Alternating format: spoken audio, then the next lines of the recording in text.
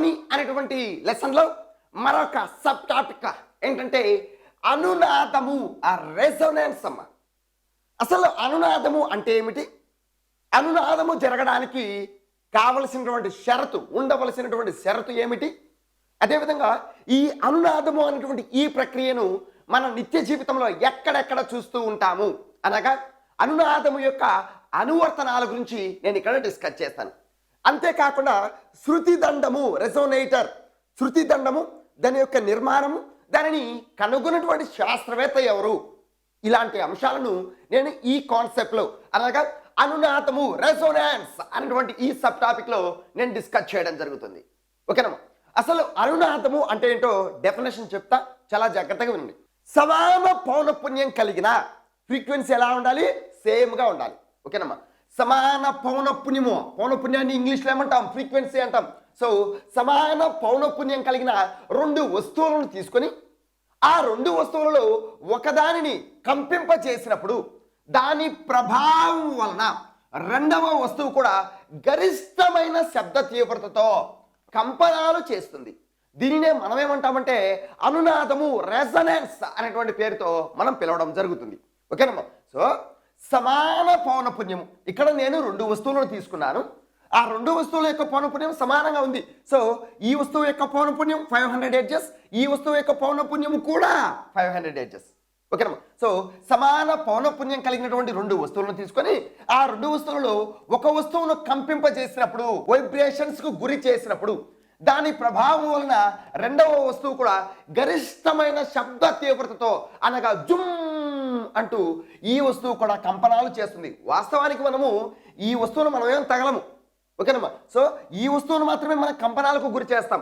ఈ వస్తువును కంపనాలకు గురి చేసినప్పుడు దీని ప్రభావం వలన, ఈ వస్తువు ప్రభావం వలన ఈ వస్తువు కూడా గరిష్టమైన శబ్ద తీవ్రతతో జుమ్ అంటూ ఇలా ఇలా కంపనాలు చేస్తుంది.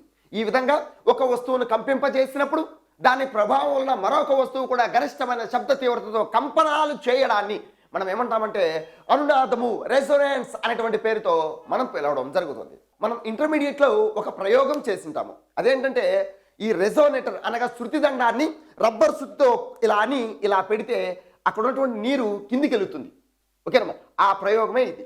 ఓకేనమ్మా? సో సమాన పౌనపుణ్యం కలిగినటువంటి రెండు వస్తువులను తీసుకొని ఆ రెండు వస్తువులలో ఒక వస్తువును కంపింప చేసినప్పుడు దాని ప్రభావం వలన రెండవ వస్తువు కూడా గరిష్టమైన శబ్ద తీవ్రతతో కంపనాలు చేస్తుంది. దీనినే మనం ఏమంటామంటే అనునాదము, రెసొనెన్స్ అనేటువంటి పేరుతో మనం పిలుస్తాం. అయితే ఈ అనునాదము జరగాలంటే ఖచ్చితంగా ఒక షరతును పాటించాలి. ఆ షరతు ఏంటంటే తీసుకున్నటువంటి రెండు వస్తువుల యొక్క పౌనపుణ్యం సమానంగా ఉన్నప్పుడు మాత్రమే ఈ అనునాదము జరుగుతుంది. అలా కాకుండా ఈ వస్తువు యొక్క పౌనపుణ్యం 400 హెర్ట్జ్ ఉంది, ఈ వస్తువు యొక్క పౌనపుణ్యము అనగా ఫ్రీక్వెన్సీ 500 హెర్ట్జ్ ఉంటే జరగదు. ఓకేనమ్మా? ఈ రెసొనెన్స్ అనేది ఎప్పుడు జరుగుతుందంటే ఫ్రీక్వెన్సీ సమానంగా ఉండాలి. ఫ్రీక్వెన్సీ సమానంగా ఉన్నప్పుడు మాత్రమే ఈ రెసొనెన్స్ అనేది సాధ్యపడుతుంది, రెసొనెన్స్ అనేది జరుగుతుంది. ఓకేనమ్మా? నెక్స్ట్ వన్ చూడు. ఈ అనునాదం యొక్క అనువర్తనాలు అనగా మన నిత్య జీవితంలో ఈ అనునాదం అనేటువంటి ఈ అంశాన్ని మనం ఎక్కడెక్కడ చూస్తూ ఉంటాం, ఎక్కడెక్కడ గమనిస్తూ ఉంటాం అనేది ఈ అనువర్తనాల రూపంలో నేను ఇక్కడ డిస్కస్ చేస్తున్నాను. వీటిలో మొదటిది ఏంటంటే మార్చ్ ఫాస్ట్. దీనిని తెలుగులో కవాతు అనేటువంటి పేరుతో మనం పిలుస్తామమ్మా. మార్చ్ ఫాస్ట్ లేదా కవాతు అంటే left right left right left right ఈ విధంగా అమ్మా. సో కవాతు చేస్తున్నటువంటి సైనికులు లేదా మార్చ్ ఫాస్ట్ చేస్తున్నటువంటి సైనికులు బ్రిడ్జిని సమీపించిన వెంటనే, బ్రిడ్జికి దగ్గరగా వెళ్ళిన వెంటనే వారు చేసేటటువంటి ఆ కవాతును ఆపుతారు. ఓకే నేను ఏమంటున్నారు? మార్చ్ పాస్ట్ చేసేటువంటి సైనికులు బ్రిడ్జిని సమీపించిన వెంటనే వారు చేసే కవాతును ఆపుతారు. దీనికి ప్రధానమైన కారణం ఏంటంటే వారు మార్చ్ పాస్ట్ చేసేటప్పుడు వెలువడే ధ్వని యొక్క పౌనపుణ్యం, మార్చ్ పాస్ట్ చేసేటప్పుడు అంటే లెఫ్ట్ రైట్ చేసేటప్పుడు ధ్వని అనేది సౌండ్ అనేది వస్తుంది. ఆ సౌండ్ యొక్క పౌనపుణ్యం అనేది ఫ్రీక్వెన్సీ అనేది బ్రిడ్జి యొక్క పౌనపుణ్యానికి సమానమైనప్పుడు ఆ బ్రిడ్జి కంపనాలు చేసి కూలిపోయేటువంటి అవకాశం ఉంటుంది. దీన్ని నివారించడానికి మార్చ్ పాస్ట్ చేస్తున్నటువంటి సైనికులు బ్రిడ్జిని సమీపించిన వెంటనే వారు చేసేటువంటి కవాతును ఆపుతారు. ఓకేనమ్మా? కారణం ఏంటో చెప్పాను. వాళ్ళు మార్చ్ పాస్ట్ చేసేటప్పుడు వెలువడే ధ్వని యొక్క పౌనపుణ్యం అనేది బ్రిడ్జి యొక్క పౌనపుణ్యానికి సమానమైనప్పుడు ఆ బ్రిడ్జి కంపనాలు చేసి కూలిపోయేటువంటి అవకాశం ఉంటుంది. దీనిని నివారించడానికి మార్చ్ పాస్ట్ చేస్తున్నటువంటి సైనికులు బ్రిడ్జిని సమీపించిన వెంటనే వారు చేసే కవాతును ఆపుతారు. ఓకేనా? నెక్స్ట్ మరొక పాయింట్ ఏంటంటే ఆ రేడియో మరియు విజిల్ మరియు పిల్లల గ్రోవి ఈ పరికరాలన్నీ కూడా అనునాదము రెసొనెన్స్ అనేటువంటి సూత్రాన్ని ఆధారముగా చేసుకొని పనిచేస్తాయి. ఓకేనమ్మా, చాలా జాగ్రత్తగా వినాలి. ఆ రేడియో మరియు పిల్లల గ్రోవి మరియు విజిల్ ఈ పరికరాలన్నీ కూడా ఈ అనునాదము రెసొనెన్స్ అనేటువంటి ఈ సూత్రాన్ని ఆధారముగా చేసుకొని పని చేయడం జరుగుతుంది అని నేను అంటున్నాను. ఓకేనమ్మా, ఈ రేడియోలో ఎఫ్ఎం అనేది ఉంటుందమ్మా. ఎఫ్ఎం అంటే ఏంటి? ఆ ఫ్రీక్వెన్సీ మాడ్యులేషన్ అని అర్థం. FM means frequency modulation. ఈ రేడియో అనే పరికరం పౌనఃపున్యము ఆధారంగా అనగా పౌనఃపున్యం సమానంగా ఉన్నప్పుడు జరిగేటువంటి ఈ అనునాదము ఆధారంగా ఈ రేడియో అనేది పనిచేస్తుంది. అది ఎలా ఒక్కసారి చూడు. ఇది రేడియో యొక్క టవర్, ఇది ట్రాన్స్మిటర్. అమ్మ, సెల్ ఫోన్ టవర్కు పైన తెలుపు రంగులో రౌండ్గా కొన్ని డబ్బాలు అనేటివి ఉంటాయి. వాటిని మనం ఏమంటామంటే ట్రాన్స్మీటర్స్ అనేటువంటి పేరుతో మనం పిలుస్తాం. ఈ ట్రాన్స్మీటర్ నుండి విద్యుదయస్కాంత తరంగాలు అనేటివి విడుదలవుతాయి. ఈ ట్రాన్స్మీటర్ నుండి విడుదలైన ఈ విద్యుదయస్కాంత తరంగాల యొక్క పౌనఃపున్యం అనేది మనం రేడియోలో ఎంచుకున్న స్టేషన్ యొక్క పౌనఃపున్యం. మనం రేడియోలో స్టేషన్స్ అనేటివి ఉంటాయి. కడప స్టేషన్ అని, అనంతపురం స్టేషన్ అని, హైదరాబాద్ స్టేషన్ అని, ఢిల్లీ స్టేషన్ అని ఇలా ఉంటాయి. ఓకేనా? ట్రాన్స్మీటర్ నుండి విడుదలైన విద్యుదయస్కాంత తరంగాలు ఎలక్ట్రోమాగ్నెటిక్ వేవ్స్ అమ్మ. ఈ ఎలక్ట్రోమాగ్నెటిక్ వేవ్స్ యొక్క పౌనఃపున్యానికి మనము రేడియోలో ఎంచుకున్న స్టేషన్ యొక్క పౌనఃపున్యానికి సమానమైనప్పుడు మాత్రమే ఇది సమానంగా ఉండాలి. ఓకేనా? మనం రేడియోలో ఎంచుకున్న స్టేషన్ యొక్క పౌనఃపున్యము ఈ విద్యుదయస్కాంత తరంగాల యొక్క పౌనఃపున్యానికి సమానమైనప్పుడు మాత్రమే మనం రేడియోను వినండి ఉల్లాసంగా ఉత్సాహంగా అంటూ మనం రేడియోను వినగలము, లేకపోతే వినలేము. ఓకేనమ్మా, మనం ఎప్పుడైనా ఎఫ్ఎం వింటున్నప్పుడు అప్పుడప్పుడు చెప్తూ ఉంటారు 93.5 అని, 98.3 ఎఫ్ఎం అని చెప్తూ ఉంటారు. అంటే ఆ 93.5, 98.3 ఇలాంటివన్నీ కూడా ఫ్రీక్వెన్సీకి సంబంధించినటువంటి అంశాలు. మనం మొబైల్ ఫోన్లో కూడా ఎఫ్ఎంను ఆన్ చేసినప్పుడు కింద ఎఫ్ఎం అని పడుతుంది. ఆ ఎఫ్ఎం అనేది ఏంటి? ఫ్రీక్వెన్సీ, పౌనఃపున్యం. ఓకేనమ్మా, సో ఈ ట్రాన్స్మిటర్ నుండి విడుదలైన ఈ విద్యుదయస్కాంత తరంగాల ఎలక్ట్రోమాగ్నెటిక్ వేవ్స్ విద్యుదయస్కాంత తరంగాల యొక్క పౌనఃపున్యం అనేది మనం రేడియోలో ఎంచుకున్న స్టేషన్ యొక్క పౌనఃపున్యానికి సమానమైనప్పుడు మాత్రమే మనం ఈ రేడియోను వినగలము, విని ఆనందించగలము. ఓకేనా? నెక్స్ట్ మరొక అంశం ఏంటంటే చాలా జాగ్రత్తగా చూడాలి. గమనంలో ఉన్నటువంటి ఒక వాహనము, గమనము అంటే చలనం అమ్మ, మోషన్లో ఉండటం. గమనంలో ఉన్నటువంటి ఒక వాహనము నియమిత వేగాన్ని అధిగమించినప్పుడు, అనగా ఆ వాహనము తన యొక్క వేగాన్ని అధిగమించినప్పుడు, తను వెళ్ళవలసిన వేగం కంటే అధిక వేగంతో వెళ్ళినప్పుడు అని దాని అర్థం. సో గమనంలో ఉన్నటువంటి ఒక వాహనము నియమిత వేగాన్ని అధిగమించినప్పుడు, ఆ వాహనము తను వెళ్ళవలసిన వేగం కంటే అధిక వేగాన్ని పుంజుకున్నప్పుడు, ఆ వాహనం యొక్క ఇంజన్ నుండి వెలువడు ధ్వని యొక్క పౌనఃపున్యము మరియు ఆ వాహనం యొక్క బాడీ నుండి వెలువడే ధ్వని యొక్క పౌనఃపున్యానికి సమానమైనప్పుడు ఒక ప్రత్యేకమైనటువంటి ధ్వని వినబడుతుంది. దానినే మనం ఏమంటామంటే రాట్లింగ్ ఆఫ్ ది సౌండ్ అనేటువంటి పేరుతో మనం పిలుస్తాం. చాలా జాగ్రత్తగా వినమ్మా. గమనంలో ఉన్నటువంటి ఒక వాహనము, ఒక వెహికల్ నియమిత వేగాన్ని అధిగమించినప్పుడు ఆ వాహనం యొక్క ఇంజన్ నుండి వచ్చు ధ్వని యొక్క పౌనఃపున్యానికి మరియు ఆ వాహనం యొక్క బాడీ నుండి వచ్చు ధ్వని యొక్క పౌనఃపున్యానికి సమానమైనప్పుడు, అనగా ఇంజన్ నుండి శబ్దం వస్తుంది, ఇంజన్ నుండి ధ్వని వస్తుంది, ఆ ధ్వని యొక్క పౌనఃపున్యము మరియు ఆ వాహనానికి బాడీ అనేది ఉంటుంది టాప్, ఆ బాడీ నుండి వచ్చు శబ్దం యొక్క పౌనఃపున్యం, ఈ రెండు సమానమైనప్పుడు నీకు ఒక ప్రత్యేకమైనటువంటి ధ్వని వినపడుతుంది. దీనినే మనం ఏమంటామంటే ఆ రాట్లింగ్ ఆఫ్ ది సౌండ్ అనేటువంటి పేరుతో మనం పిలవడం జరుగుతుంది. ఓకేనా? నెక్స్ట్ మరొక అంశము చాలా జాగ్రత్తగా చూడు. ఇది ఒక గాజు పలక. ఇది ఒక గాజు పలక. ఈ గాజు పలక యొక్క పౌనఃపున్యము ఫర్ ఎగ్జాంపుల్ నేను 50 హెర్ట్జ్ అనుకుంటున్నాను. ఇది ఒక గాజు పలక. ఈ గాజు పలక యొక్క పౌనఃపున్యము 50 హెర్ట్జ్ 50 హెర్ట్జులుగా ఉంటుంది అని నేను ఎగ్జాంపుల్ చెప్తున్నాను. ఒక గాజు పలక యొక్క పౌనఃపున్యానికి సమాన పౌనఃపున్యం కలిగినటువంటి ఒక స్వరాన్ని, ఒక ధ్వనిని చేసినప్పుడు ఆ గాజు పలక అనేది కంపనాలు చేసి పగిలిపోయేటటువంటి అవకాశం ఉంటుంది. ఓకేనమ్మా, నేను ఏమంటున్నాను? ఇది ఒక గాజు పలక. ఈ గాజు పలక యొక్క ఫ్రీక్వెన్సీ ఎంత? 50 హెర్ట్జ్. సో ఈ గాజు పలక యొక్క పౌనఃపున్యానికి, ఈ గాజు పలక యొక్క పౌనఃపున్యం ఎంత? 50 హెర్ట్జ్ అని చెప్పాను. సో ఒక గాజు పలక యొక్క పౌనఃపున్యానికి సమానమైన పౌనఃపున్యం, సమానము అంటే 50 హెర్ట్జులు కలిగిన 50 హెర్ట్జ్ ఉన్నటువంటి ఒక ధ్వనిని లేదా ఒక స్వరాన్ని ఒక ధ్వనిని లేదా ఒక స్వరాన్ని చేసినప్పుడు ఆ గాజు పలక అనేది కంపనాలు చేసి కూలిపోయేటువంటి అవకాశం ఉంటుంది. ఎందుకంటే ఇక్కడ మనం చేసినటువంటి ధ్వని లేదా ఆలపించినటువంటి స్వరం యొక్క పౌనపుణ్యం ఎంత? 50 హెర్ట్జ్. సో ఈ పౌనపుణ్యం సమానం కావడం వలన ఈ గాజు పలక అనేది కంపనాలు చేసి పగిలిపోయేటువంటి అవకాశం ఉంటుంది. కారణం ఏంటంటే ఈ అనునాదమే. ఓకేనా. నెక్స్ట్ మరొక అంశం ఏంటంటే అణుబాంబులు పేలినప్పుడు, అణుబాంబులు విస్ఫోటనం చెందినప్పుడు వెలువడే ధ్వని యొక్క పౌనపుణ్యం అనేది భవనం యొక్క గోడల యొక్క పౌనపుణ్యానికి సమానమైనప్పుడు ఆ గోడలు బీటలు వారే అంటే క్రాక్స్ బీటలు వారేటువంటి అవకాశం ఉంటుంది. నేనేమంటున్నాను ఇక్కడ, అణుబాంబులు విస్ఫోటనం చెందినప్పుడు వెలువడే ధ్వని యొక్క పౌనపుణ్యం అనేది భవన గోడల యొక్క పౌనపుణ్యానికి సమానమైనప్పుడు ఆ భవనం యొక్క గోడలు కంపనాలు చేసి కూలిపోయేటువంటి అవకాశం ఉంటుంది. లేదా అణుబాంబులు విస్ఫోటనం చెందినప్పుడు వెలువడే ధ్వని యొక్క పౌనపుణ్యం అనేది కిటికీ అద్దాల యొక్క పౌనపుణ్యానికి సమానమైనప్పుడు ఆ కిటికీ అద్దాలు కంపనాలు చేసి పగిలిపోయేటువంటి అవకాశం ఉంటుంది. దీనికి ప్రధానమైన కారణం ఏంటంటే రెజొనెన్స్. ఓకేనా. అంటే నేను ఇక్కడ అనునాదము రెజొనెన్స్ అనేటువంటి ఒక అంశాన్ని డిస్కస్ చేస్తున్నాను. అనునాదము అంటే ఏం లేదమ్మా, సింపుల్గా ఫ్రీక్వెన్సీ అనేది ఈక్వల్గా ఉండాలా, ఫ్రీక్వెన్సీ అనేది సమానముగా ఉన్నప్పుడు మాత్రమే ఈ అనునాదము రెజొనెన్స్ అనేది జరుగుతుంది. ఆ విషయం నువ్వు గుర్తుపెట్టుకోవాలి. నెక్స్ట్ మరొకటి ఏంటంటే డెఫినేషన్ వినాలా.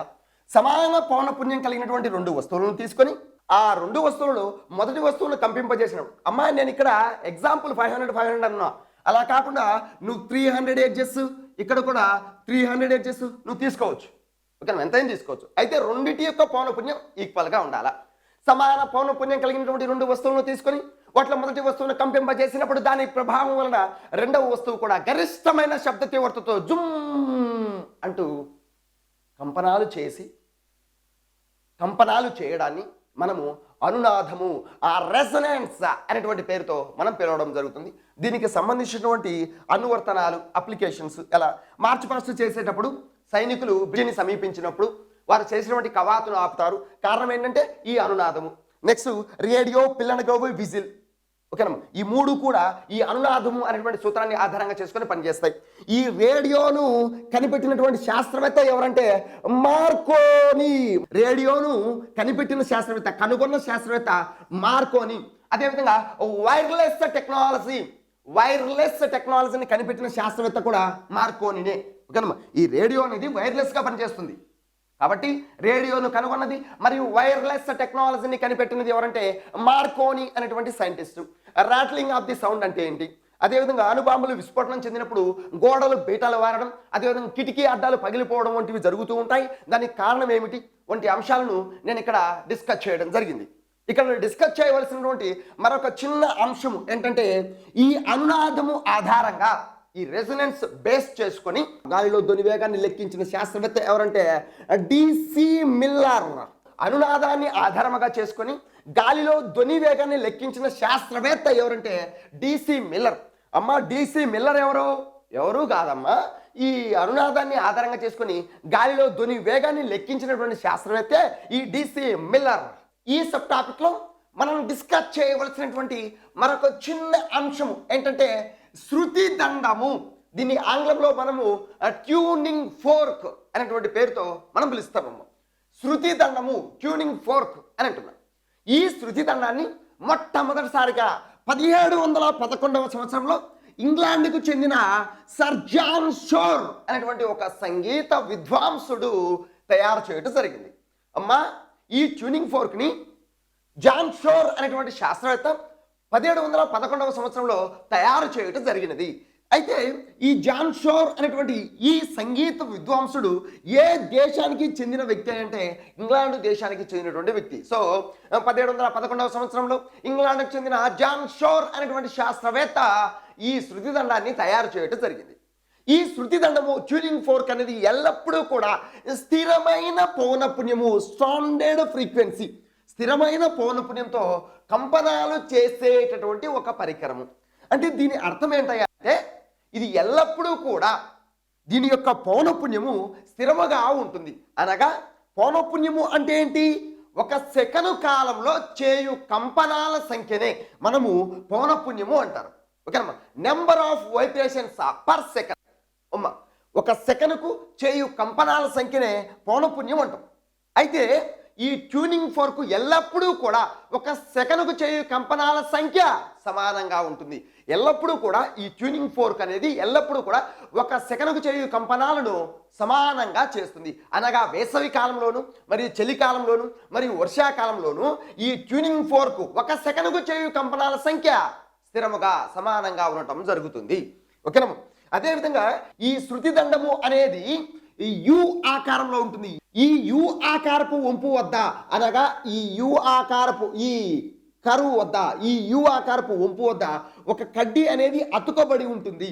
అమ్మా, నేను ఏమంటున్నాను అంటే ఈ శృతి దండము అనేది యు ఆకారంలో ఉంటుంది. యు ఆకారపు వంపు వద్ద మనం పట్టుకోవడానికి వీలుగా ఒక కడ్డీ అనేది అతుకబడి ఉంటుంది. ఓకేనమ్మా. ఈ శృతి దండాన్ని సాధారణంగా స్టీల్ అనగా ఉక్కుతో లేదా ఇన్వార్ స్టీల్తో తయారు చేస్తారు. ఈ శృతి దండాన్ని ఏ మిశ్రమంతో తయారు చేస్తారంటే స్టీల్ ఉక్కు అనేటువంటి మిశ్రమంతోను లేదా ఇన్వార్ స్టీల్ అనేటువంటి మిశ్రమంతోను తయారు చేస్తారు. ఈ ఇన్వార్ స్టీల్తో తయారు చేయడానికి ప్రధానమైన కారణం ఏంటంటే ఇన్వార్ స్టీల్ యొక్క సంకోచ వ్యాకోచములు అనేటివి పరిగణలోకి తీసుకోనంత అతి తక్కువగా ఉంటాయి. అనగా మామూలుగా వాతావరణంలో ఉష్ణోగ్రతలు పెరిగితే ఈ మామూలుగా లోహాలు ఏం చేస్తాయి, వ్యాకోచిస్తాయి, ఎక్స్పాండ్ అవుతాయి. అదేవిధంగా వాతావరణంలో ఉష్ణోగ్రతలు తగ్గినట్లయితే లోహాలు అనేటివి ఏం చేస్తాయంటే సంకోచిస్తాయి. కానీ లోహ మిశ్రమంతో తయారు చేయబడినటువంటి ఈ ఇన్వార్ స్టీల్ అనేది ఉష్ణోగ్రత పెరిగినా ఉష్ణోగ్రత తగ్గినా దీని యందు వ్యాకోచములు అనేటివి ఉండవు, పరిగణలోకి తీసుకోనంత అతి తక్కువగా ఉంటాయి. ఓకేనమ్మా. కాబట్టి ఈ శృతి దండాన్ని మనము ఎక్కువగా ఇన్వార్ స్టీల్ లేదా స్టీల్తో తయారు చేయటం జరుగుతుంది. ఓకేనమ్మా. నెక్స్ట్ మరొక అంశం ఏంటంటే దీని యొక్క పిచ్ అనగా శృతి దండం యొక్క పిచ్ పౌనఃపున్యము అనేది దాని యొక్క భుజాల పొడవుపై ఆధారపడి ఉంటుంది. ఓకేనమ్మా. ఈ శృతి దండము ట్యూనింగ్ ఫోర్క్ యొక్క పౌనఃపున్యము అనగా పిచ్ అన్నది ఈ భుజాల పొడవుపై ఆధారపడి ఉంటుంది. ఓకేనమ్మా.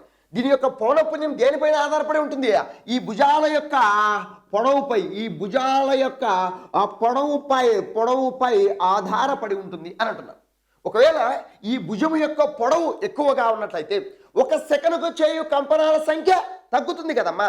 పొడవు ఎక్కువగా ఉంటే పౌనఃపున్యం అనేది తగ్గుతుంది. పౌనఃపున్యం అంటే ఏంటి? ఒక సెకనుకు చేయు కంపనాల సంఖ్యే కదా. సో పొడవు ఎక్కువగా ఉన్నప్పుడు ఒక సెకనుకు చేయు కంపనాల సంఖ్య తగ్గుతుంది. ఒకవేళ పొడవు తగ్గినట్లయితే ఒక సెకనుకు చేయు కంపనాల సంఖ్య పెరుగుతుంది. సో పొడవుకు మరియు పిచ్కి ఎలాంటి సంబంధం ఉంటుందంటే ఇన్వర్స్లీ ప్రొపోర్షనల్గా ఉంటుంది. అనగా దీని యొక్క భుజాల పొడవుకు మరియు పౌనఃపున్యానికి అనగా పిచ్కు ఇన్వర్స్లీ ప్రొపోర్షనల్ విలోమ సంబంధం ఉంటుంది. అనగా దీని యొక్క భుజాల పొడవు పెరిగినట్లయితే పిచ్ అనేది తగ్గుతుంది, అనగా పౌనఃపున్యం అనేది తగ్గుతుంది.